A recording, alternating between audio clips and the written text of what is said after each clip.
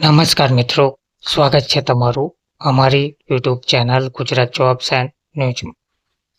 મિત્રો, આંગણવાડી તથા શાળાઓને લઈને ભારે વરસાદના કારણે મહત્વની અપડેટ આપવામાં આવી રહી છે.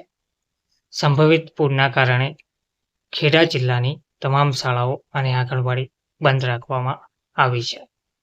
પત્ર લખીને માહિતી પણ આપવામાં આવી છે.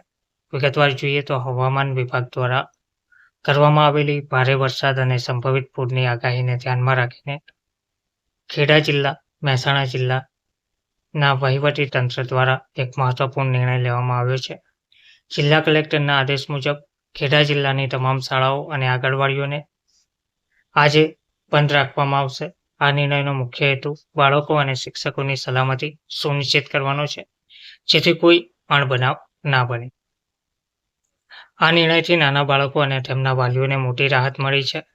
બાળકોની સુરક્ષાને સર્વોચ્ચ પ્રાથમિકતા. શાળાઓ અને આંગણવાડીઓને રજા આપવાનો આ નિર્ણય સંપૂર્ણપણે સુરક્ષાના ભાગરૂપે લેવામાં આવ્યો છે.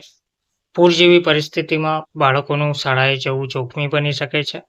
ઘણા વિસ્તારોમાં પાણી ભરાવાની સંભાવના હોવાથી વાહન વ્યવહાર અને રસ્તાઓ પર અવરજવર મુશ્કેલ બની શકે છે. આ પરિસ્થિતિને ટાળવા માટે તંત્ર દ્વારા આ પગલું ભરવામાં આવ્યું છે. વાલીઓને પણ અપીલ કરવામાં આવી છે કે તેઓ બાળકોને ઘરમાં જ સુરક્ષિત રાખે. તંત્રની સતર્કતા અને તૈયારીની વાત કરીએ તો ખેડા જિલ્લામાં સંભવિત પૂરની પરિસ્થિતિને પહોંચી વળવા માટે તંત્ર સંપૂર્ણપણે સજ્જ છે.